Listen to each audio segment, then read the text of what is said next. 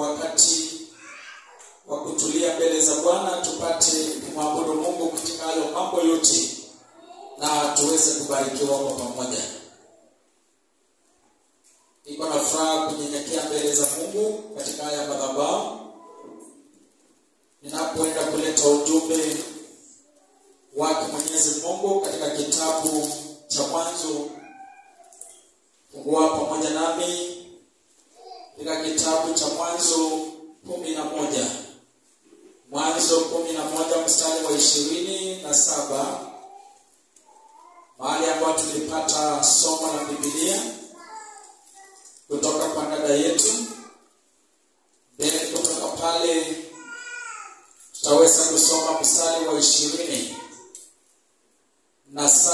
hadi mstari wa 32, mstari ambao unamalizia kifungu cha 11 cha kitabu ya Mwanzo.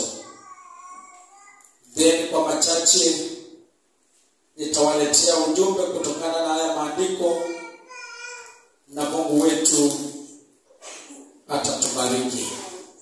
Basi natumai umepata sehemu ya maandiko ambayo tunaenda kushiriki pamoja katika Biblia yako. Maybe umepata kalamu yako. Kama wewe ni msomi, unajuaga mtu ni msomi ni mtu ambaye anapenda kusoma. Wakati utamuona na kitabu, notebook na pia kalamu, maana kile ambacho unaandika from your own concept, kile ambacho ukiwa na wakati wako mwenyewe utaweza kupitia baadaye, na pale uweze kufuatilia mafunzo au ukaweza kupokea katika siku ya leo. Basi pamoja nami tukaweza kusoma pamoja mstari wa 27. Biblia inasema, na hivi ndivyo vizazi vya Tera. Tera akamzaa Abrahamu na Nahori na Alan. Alan akamzaa Lutu. Alan akafa kabla ya baba yake Tera katika nchi aliyosaliwa, yaani katika Uru wa Wagalilaya. Abraham na Nahori wakajitwalia wake. Jina la mkewe Abraham aliitwa Sarai, na jina la mkewe Nahori aliitwa Milka bibi Alan, ambaye alikuwa baba wa Milka na wa Iska. Na Sarai alikuwa tasa, hakuwa na mtoto.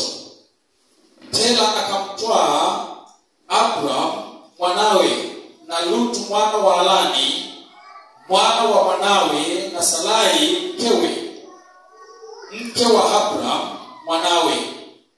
Wakatoka wote katika Uru wa Wagalilaya wakaenda nchi ya Kanaani, wakafika mpaka Alani, wakakaa huko.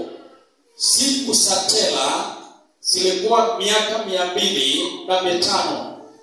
Tera akafa katika Alani. Bwana Yesu asifiwe. Let us pray. Baba, katika jina la Yesu Kristo, tunanyenyekea mbele zako, miguuni mwako, mbele za uwepo wako, ili Bwana ukatuzungumzie mchana wa leo.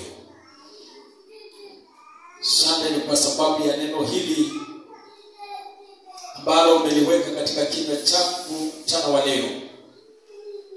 Bwana, naomba ukapate kunijaza na nguvu zako, na hekima itokayo kwako ni kwa ajili ya neno hili. Neno hili likapate kuwa ya msaada mkubwa katika maisha yetu, na wale ambao tumeketi uweza kupokea sauti yako mchana wa leo. Tanyamazisha kila sauti zote bazo zinaweza kutuinukia katika maisha yetu, ili Bwana tusipate upenyo wa neno hili mchana wa leo. Baba, haya ndiyo maombi yetu. Roho Mtakatifu akatuongoze. Roho Mtakatifu akatufunze neno hili. Na ni kwa jina la Yesu Kristo tunaomba na hata kushukuru. Amen. Basi katika sehemu ambayo nimeweza kusoma neno lake Mwenyezi Mungu katika kitabu cha Mwanzo 11 mstari wa 27 hadi mstari wa 32. Nataka niweze kunena jambo moja katika mistari ambayo tumeweza kusoma, na ujumbe wangu ambao nataka kuleta kwetu mchana wa leo katika ibada ya leo ni kwamba katika maisha yetu tunaishi nyakati ambazo ni mbaya katika maisha yetu, na tunaelewa katika maisha ya Mkristo safari ya Ukristo sio rahisi, maana tumekombolewa kutoka katika itikadi za wanadamu na tumeokolewa kutokana na desturi za wanadamu. Tumeokolewa kutoka katika sehemu ambazo tumelelewa katika maisha yetu, different backgrounds, different areas where we come from, na sehemu ambazo tumeweza kuokoka tukiwa tunaishi wakati huo. Jambo lile ambalo nataka niweze kunena siku ya leo ni kwamba katika maisha yetu baada tunaishi nyakati mbaya, there is what we call voices, ama sauti. Nasema nini wakati nasema sauti? Nasema ya kwamba kuna sauti nyingi ambazo unaweza kuzisikia katika masikio yako, na zingine unapata ya kwamba they are what we call spiritual voices in the spiritual realm. Na hizo spiritual voices in the spiritual realm unaweza kupata ya kwamba they don't come from God the Father Almighty katika maisha yetu. Ni sauti ambazo zinatoka mahali pengine. Sauti zinaweza kutoka kwa kijiji. Sauti zinaweza kutoka kwa familia. Sauti zinaweza kutoka katika ardhi ya kifamilia. Sauti zinaweza kutoka katika urithi ambao tumeachiwa na wazazi wetu miaka mingi iliyopita katika maisha yetu. Na hizo zote ni sauti ambazo zinaweza kutuinukia katika maisha yetu, because we are living in burial days, ama nyakati mbaya. Na hizi nyakati mbaya ambao tunaishi, we are not safe enough katika maisha yetu. Maana tulipookoka katika maisha yetu, we had our own background. Na kila mmoja wetu ni lazima awe na chanzo. Wewe ukasimama peke yako na useme ya kwamba I stand alone, I don't have my own background. Kila mtu ambaye ako na uhai ako na chanzo cha maisha yake mwenyewe. Chanzo ni mahali ambapo ulijipata ukiwa umesaliwa katika familia. That is the background that brought you up when you were growing katika maisha yako. Ukapata ya kwamba umezaliwa na wazazi wako. Ukapata ya kwamba you are being raised up in that background ya kifamilia.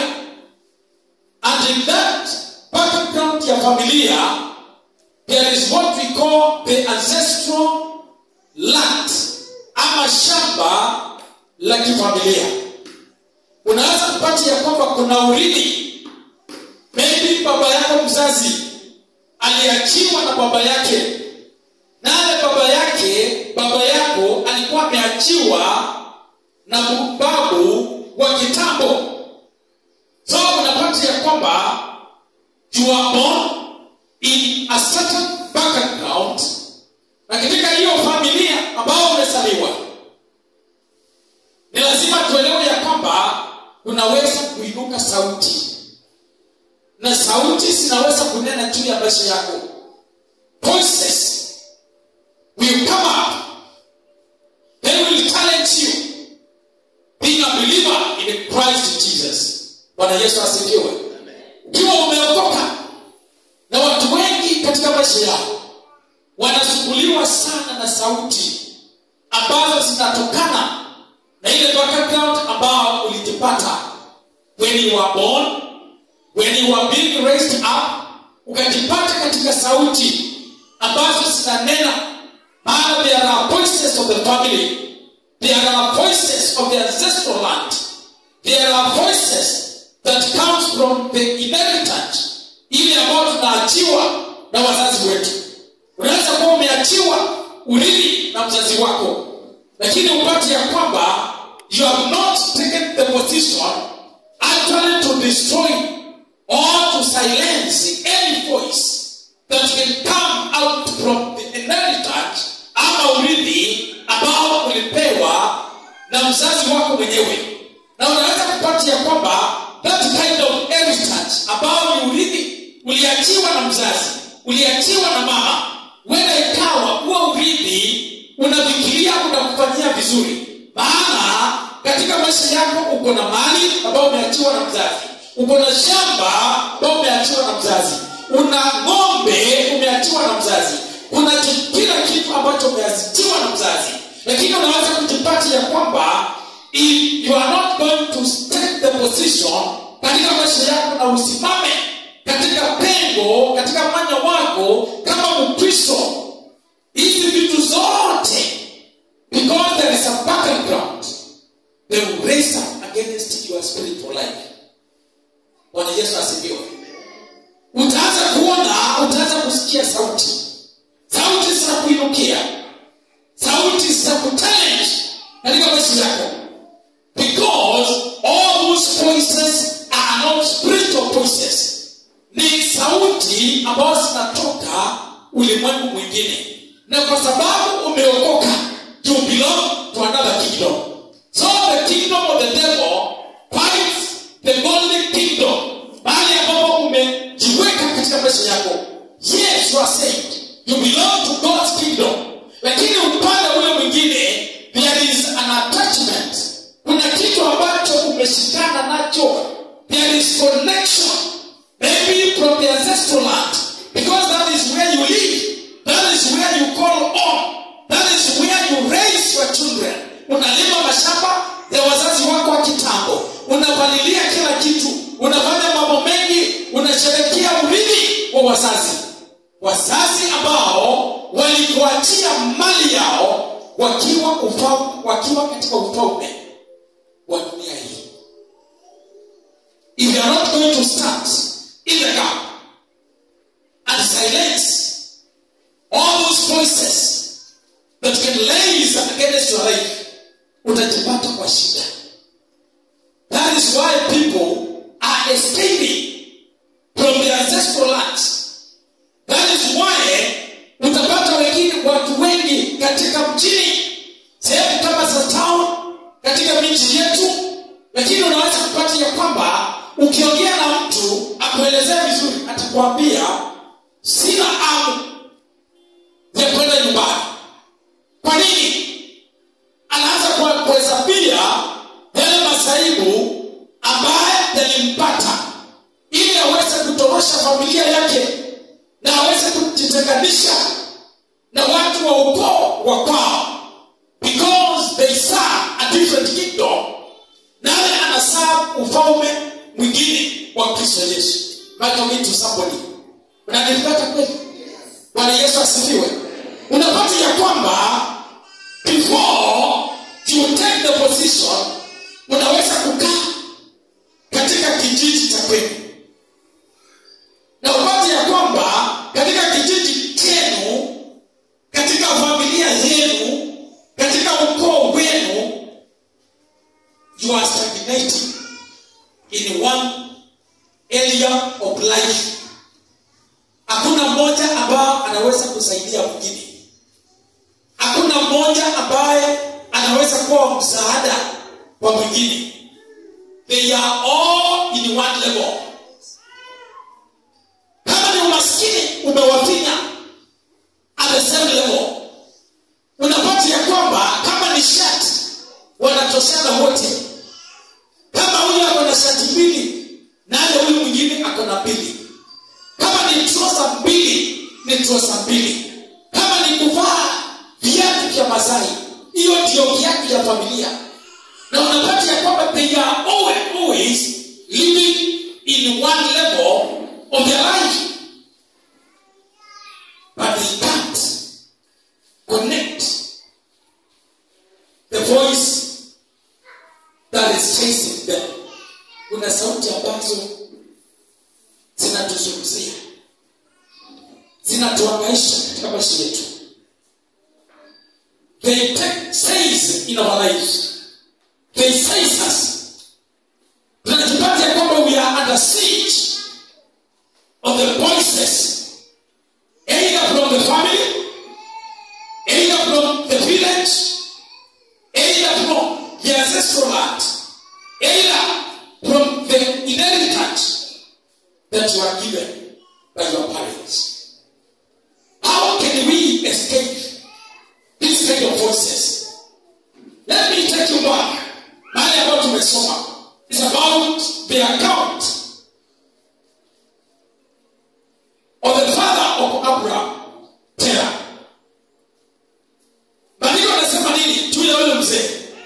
Because I want to say something about how you can silence the voice, either from your family, either from the background of your father, either from the village. Watu wengine tumetoka vijiji ambazo unaweza kupata ya kwamba ni vijiji za umasikini.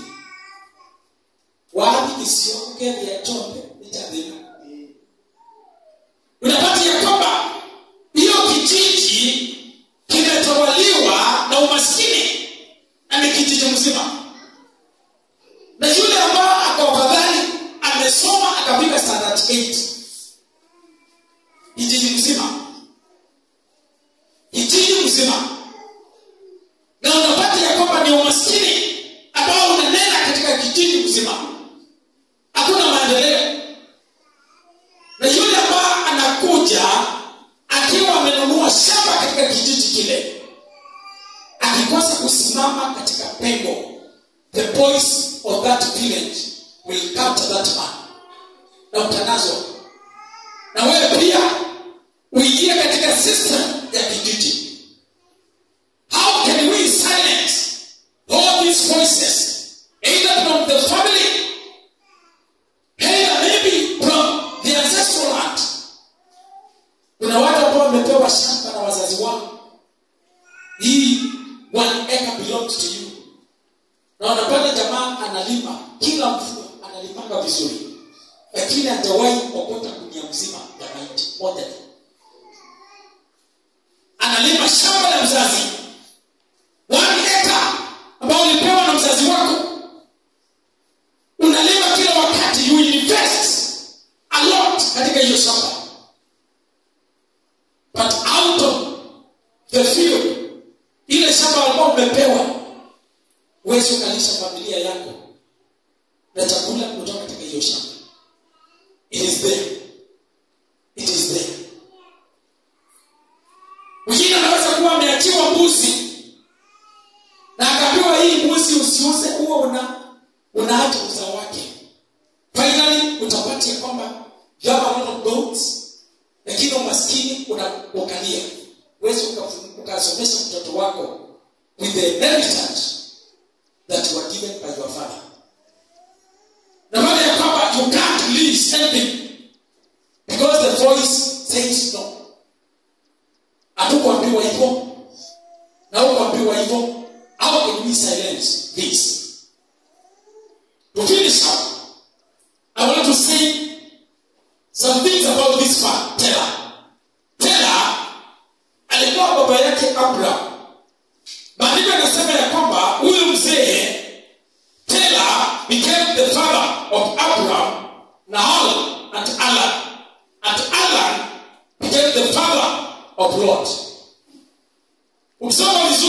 by this time Tera alikuwa ameachwa na mke wake.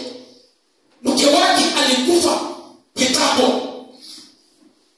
Basi mzee akabaki na watoto wake. That is Abraham, that is Alan na Naomi, wanaume watatu. When he was raising them, alikuwa anawalea akiwa katika shamba la wazazi wake wa kitambo. So being there, katika maisha yake hakuchelewa na hakuelewa ya kwamba familia yake it is under siege of the voices of the ancestral land katika maisha yake. Katika jambo hilo maandiko yanasema ya kwamba this man Tera katika maisha yake alipoweza kumzaa mtoto wake wa kwanza ambaye ni Abraham, because Abraham was the firstborn of Tera. Alimzaa mtoto wake wa kwanza when this man Tera was 70 years. He was 70 years wakati alizaa mtoto wake wa kwanza, the firstborn. Now you can connect. Na mzee hakuwa akiwa na miaka 70. Hakuanza maisha ya ndoa akiwa na miaka 70. Lakini mtoto wake wa kwanza anapatikana at the age of 70. Sasa Mwokozi anasema miguu imeendelea na kuisha kilisha. Na atafikisha 70. Atafikisha 70. And here there is a man amefikisha 70 na bado anacheza kama yeye.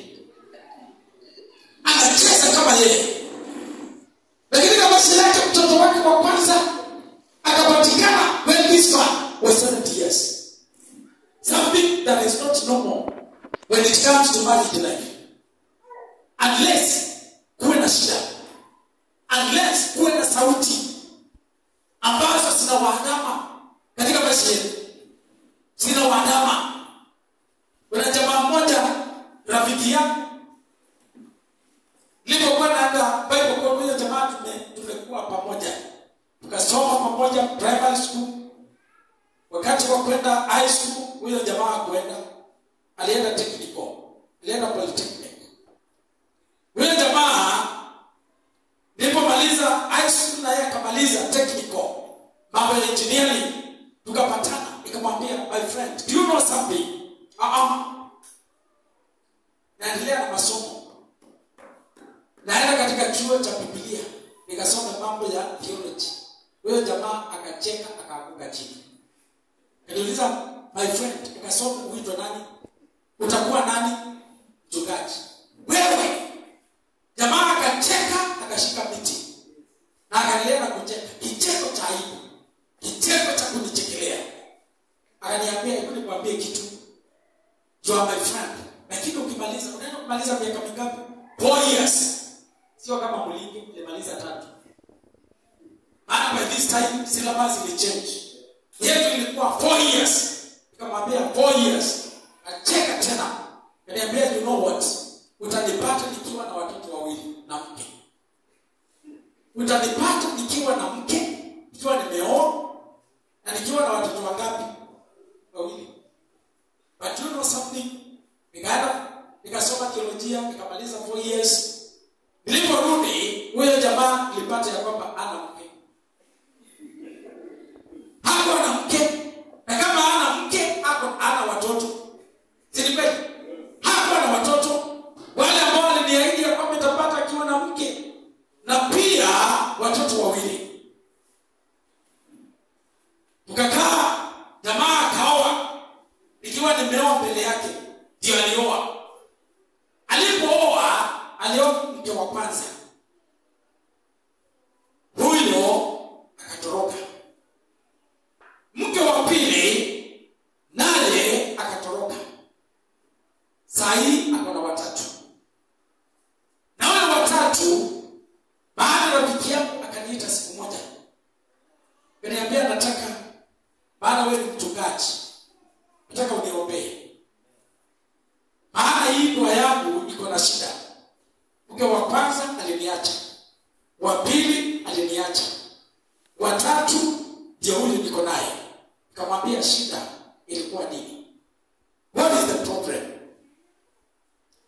Akaniambia sasa mchungaji, it's a long story, lakini hii mambo yote ni kutokana na sauti za kifamilia. Sauti za familia zinasema nini? Akaniambia katika sauti za kifamilia katika maisha yangu nilipata ya kwamba nilielezewa ile jina ambalo linaitwa, na ile jina yangu ilikuwa jina la kukaa. Na kukaa alioa wake 7. Alioa wake 7.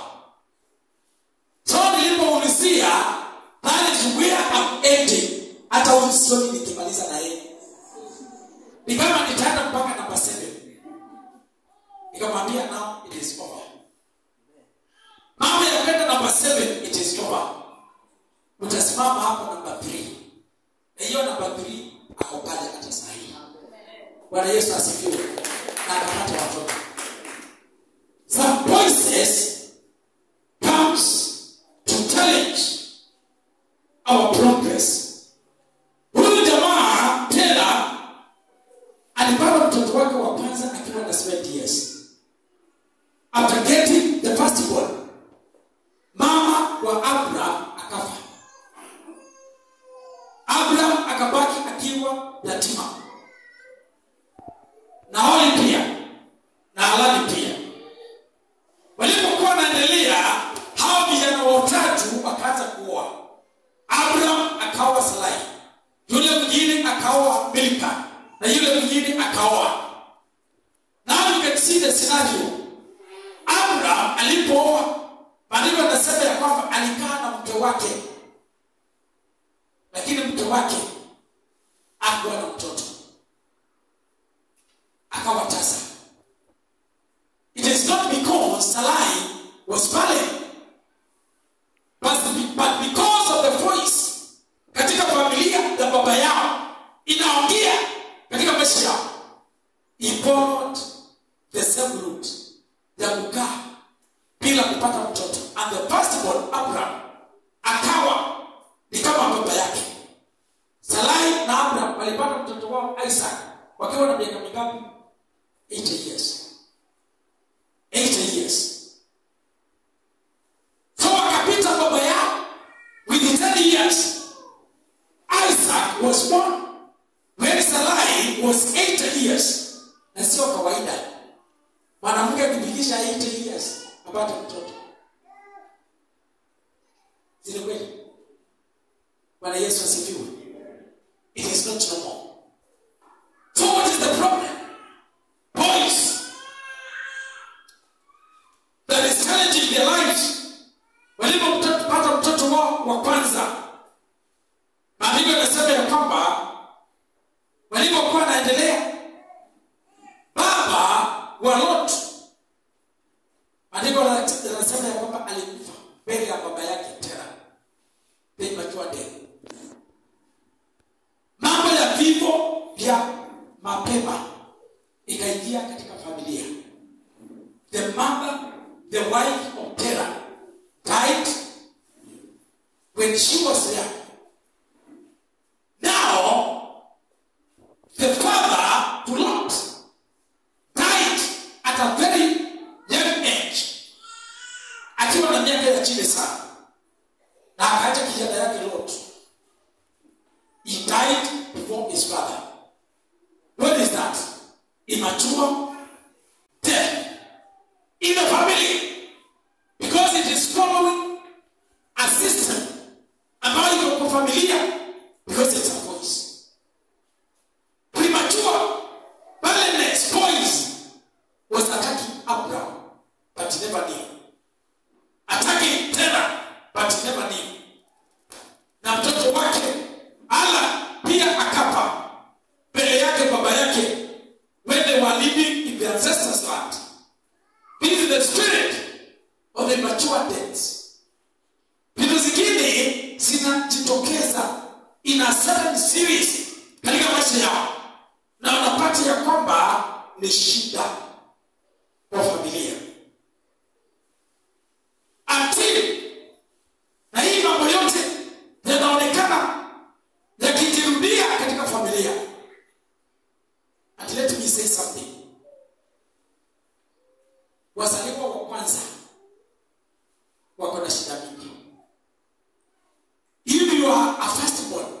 in your father's family. You know what I'm saying? Wazaliwa wa kwanza wako na shida mingi. Wazaliwa wa kwanza, they are very much attacked by the devil than the third born, than the second born, or the last born. Mzaliwa wa kwanza ako na shida. Ndio nasikianga Wakamba, sijui Wakikuyu wanasemaga nini, na zile kabila zingine. Manola wambe, yani nana. Manola wambe, yani nana. Meana na madina ndo meane. Shida zinatoshana. Kama baba yako alikaa maisha ya kungangana, prepare to live that life ya kungangana. That is a choice that you need to stand on the gap and say no. Umewahi kuona familia first born katika maisha yake anakaa maisha ya kungangana, lakini second born, third born anakaa maisha mazuri. Unaweza pata first born wa kwenu, baby ndio akona mapato ya chini. When the third born or the last born ameendelea vizuri. Why? Unaweza kupata ya kwamba third born ndio anapeana msaada kwa brother yao ama the first born. Maana first born is at the siege of the devil. Na wale ambao tuko hapa maana tuko na familia, you need to pray for your first born. Mtoto wa kwanza wako unastahili kubaki kwa maombi sana. Niseme wale wengine usiwaombee, but the first born are under the siege of the devil. Always stand on the gap and pray for your first born. Wazaliwa wa kwanza wanaandamwa na shetani. Kama wewe mzaliwa wa kwanza, you know what I'm saying. Maana zile vita kumepigana kwa sababu ya familia ya kwenu ni mingi. More than your brother, you are that one in the family. Wewe unang'ang'ana kiasi ni kwa sababu ile sauti ambayo inakuongelesha ni sauti kutoka upande mwingine. But into somebody. Tunaenda pamoja. Let me finish up by saying we need to stand on the gap. Katika maisha yetu. Voices from our backgrounds. Voices from our ancestral lands. They are challenging our Christian life. Premature barrenness and late marriages zinakuja katika maisha yetu. Because they are coming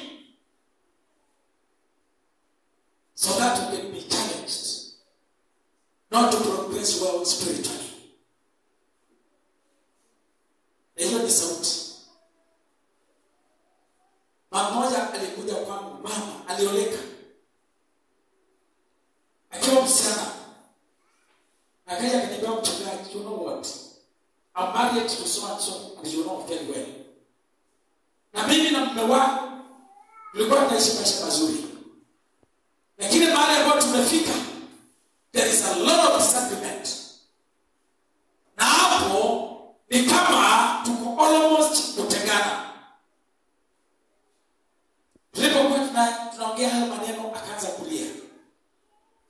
Alipoanza kilio, nikamwambia kwanza maliza kulia, alafu tuongee. Akalia, akamaliza.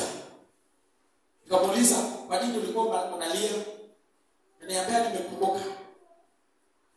The problem that I'm facing, it is the same problem that my mother faced wakati nilipokuwa mdogo. I'm the first born in the family ya mama yangu. Lakini mama yangu alikataliwa na mume wake and we were raised by only that single mother. And today I'm a daughter of a single mother. My father forsaken us tulipokuwa wadogo. Mama ndio amenilea. Sijawahi ona baba yangu tena. Nikamuuliza hiyo ndio sababu ya kulia. Because naona hata mimi nafuata hatua za mama yangu. Nikamwambia no. Just take the position. Silence that voice that is coming from the lineage of your mother. It will never uplift you again. Haitakusumbua.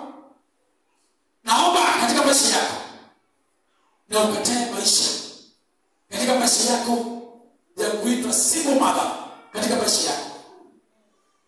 Maana vitu zingine we need to see where they started, the origin. Then we stand on the gap and say no. Unaangalia kitu unasema hii nikiangalia hii maisha ni yale ambao my auntie, sister to my dad alipitia maisha kama haya. Alikuwa mtu wa namna hii. But I don't want to pull the steps of my heart. I stop it in Jesus' name. I want to have my own start. Maana sitaki maisha katika maisha yako. Unaanza na tabia zingine. Useme hii tabia ilikuwa na baba yangu. Hii sitaki. Even though it's my father, hii sitaki. Katika maisha yako, I have to stand alone. Bwana Yesu asifiwe. Silence every voice that will raise against your life.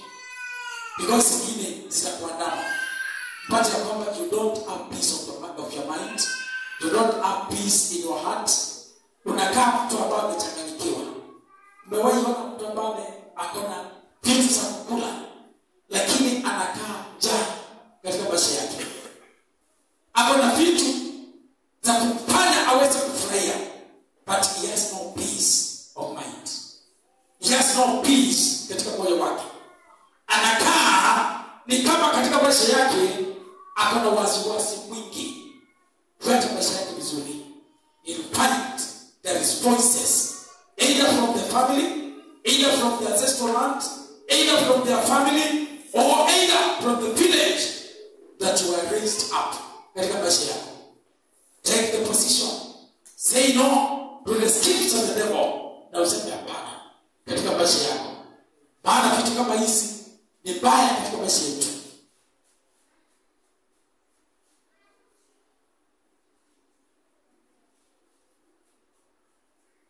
Za mwingine nilienda kumuona kwake nyumbani akiwa mgonjwa. Ikiwa nimepelekwa pale na msichana wake. Chungaji, twende mkaombee my dad. Ajisikii vizuri. Tukaenda all the way, tukafika mahali pale. Tukapata mzee tukamwombea vizuri. Tukakuwa na wakati mwema. Mzee wakati alisimama kuongea alisema, "Huyu msichana wangu nampenda sana. Niko na watoto 11. Na katika hao watoto wote 11, huyu ndiye msichana wa 3. Na huyu msichana ndiye nampenda zaidi kuliko watoto wangu wote." Nikamuuliza, "Kwa nini mzee unapenda huyu msichana?"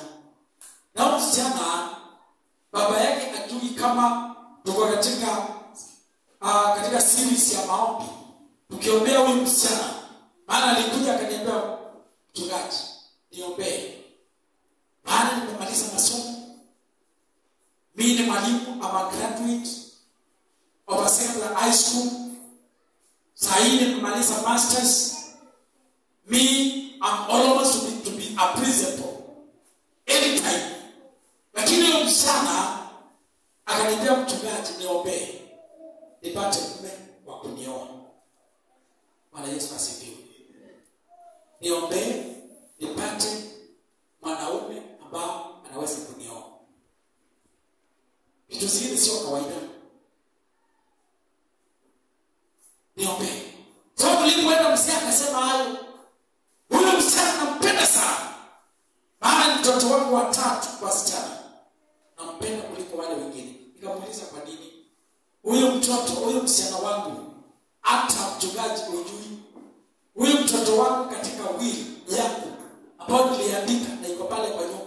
na ingine iko na lawyer wangu. Huyu msichana na watoto wangu nimewaambia kitambo, huyu msichana nimempatia eka 5 za shamba. 5 acres of land ni yake. Na title ya ile iko na hiyo shamba, hiyo title imeandikwa jina yake. It is there in the house. Ni yake. Na nilimwambia kwamba siku ile utakosa mume, wewe kuja ujenge hili shamba yako, utajenga hapa. Siku ile utakosa mume wa kuoa, kuja ujenge hapa. Na ukae hapa. Na ukipata mume ambaye atakuoa na sioni ukiwa utaoleka, huyo ni mzee akiongea. Wewe jenga kwa hii shamba. 5 acres belongs to you. Nikamwambia basi mzee, nimekushika vizuri. Msichana tumalize maombi twende nyumbani. Wewe rudi kazini tupatane kule Ruiru. Nilipopatana na msichana nikamwambia, unajua shida yako ni nini? Ni kwa sababu will iliandikwa na baba yako that you never get married. Maana alikupatia urithi wa shamba 5 acres. Na akatamka na kinywa chake, ukikosa mwanaume wa kukuoa, jenga kwa hii shamba. A graduate, mtu ambaye ana masters, anafunza high school, pesa ako nazo. Juzi alikuwa ananiambia mchungaji niombe next month nataka kwenda Mombasa nichukue gari mbili. Nipeane kwa umma. Siwezi zinaniletea pesa. Sio ni mtu. Wanaume. Sio anaweza kuoleka. Bwana Yesu asifiwe. Sio anaweza kuoleka. Lakini alifungwa na baba yake. She has money. She is educated. Ukimwona hivi akiwa amesimama, kama utaoa, utasema Mungu anisaidie nipate namba yule msichana. Maana ako sawa, amesimama vizuri. Ametetea Yesu kwa miaka yote katika maisha yake. Ni mwimbaji wa kanisa, wa kwaya ya kanisa. Being a graduate with masters. Lakini alifungwa na mzazi wake. Wazazi, hii tabia ya kuongea maneno kwa watoto wetu tuachane nayo. Hii maneno ya kuongea kwa watoto wako tuachane nayo. Because there is power in any spoken word that comes from your mouth. Unaweza kunena neno moja tu kwa mtoto wako akiwa mdogo, umfunge kutoka hiyo siku. Pata ya kwamba ataishi miaka ya shida na shida mingi katika maisha yake. We need to stand on the gap. Silence every voice that will raise against your life. Tusimame kwa miguu yetu. We need to stop all this katika maisha yetu. Baada wasichana wetu siku hizi, unaweza kusema ya kwamba ni wakati wa millennial, ni wakati wa Gen Z, hawataki kuoleka katika maisha yao. But tunapata ya kwamba it is the voice that is chasing them katika maisha yao. Na ukiona msichana amekaa, amefikisha, ama mwanamke amefikisha 30 years, hataki kuoleka, amefikisha 32, 35, kama unaweza kumsaidia, saidia mama, saidia yule msichana. Because something wrong is happening katika maisha yake na ajui. Vile unaweza kuwa na mwanaume akona kazi very stable, lakini ukimwongelesha mambo ya kuoa unakasirikiana, anakuchukia forever katika maisha yake. What is the problem? Because there are voices, either from your father, either from your grandmother, or from the ancestral land ambao unaishi katika maisha yako. Take the position and say no. I belong to Jesus. I'm saved. I don't have any attachment. I have no connection with my father's inheritance. I have no connection with the ancestral land katika maisha yako. Sina uhusiano. Nimeokoka, Yesu ni Bwana katika maisha yako. Nimeokoka, Yesu ni Bwana. We need to stand up the gap. Say, I refuse every kind of voice that will raise against my life, that will raise against my children. Kuna watu wakienda na watoto wao kishetu.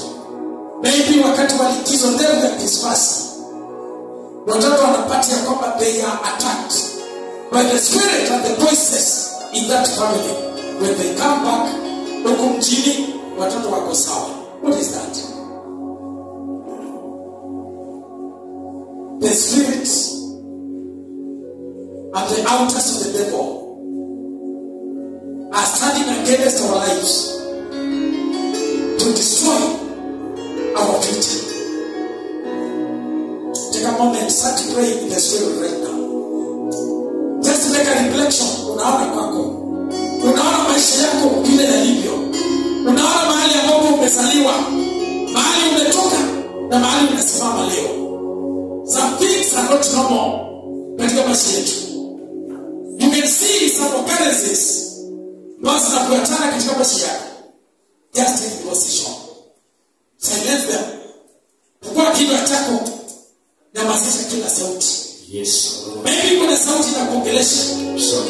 Kuna sauti imekusudia. Menya katika maisha yako. Yes, Lord. Kuna sauti ambayo imesimamisha hatima yako isiendelee katika maisha yako. Tunakuabudu Bwana. There is something that is chasing your children. Thank you, Jesus. Na umeanza kuona katika macho yako ya kiroho. Achilia neema Bwana. Na umeanza kufikiria ile Mungu. Achilia neema yako Bwana. Anaweza kusimama kutoka kwa Achilia neema yako Bwana. Zungumza nasi Bwana. Tutazame Jesus. Just make a self-reflection of your life. Wana wa Israeli. Angalia maisha yako. Don't accept. Don't accept any voice to challenge you. You belong to God's kingdom, where you can silence every voice that raises against your children, against your family, against your marriage life. Katika maisha yako, just surrender to Jesus. Just let him pray to God. Tena leo, kila sauti ambayo inakuona, inyamazishe wakati wako. Sauti ya mzazi wako, sauti za mzazi wako, sauti za watoto wako katika maisha yako. Tunashuka chini ya mlima. Break every voice. Break every voice. Break every voice. Break every voice. Tutazame Bwana wa That speaks against your children. Tutazame Bwana katika jina la Yesu. Chochote That is racing against your life. chochote tunachopitia Bwana. Break it now. Wenda ni maneno yaliyonenwa Kwanza Bwana kuambia kwamba chochote ambacho tunachopitia hautapita mahali maisha yangu wazazi wako walipita. kukosa kazi Bwana. Feel that voice now. Maisha ya shida I want your grace.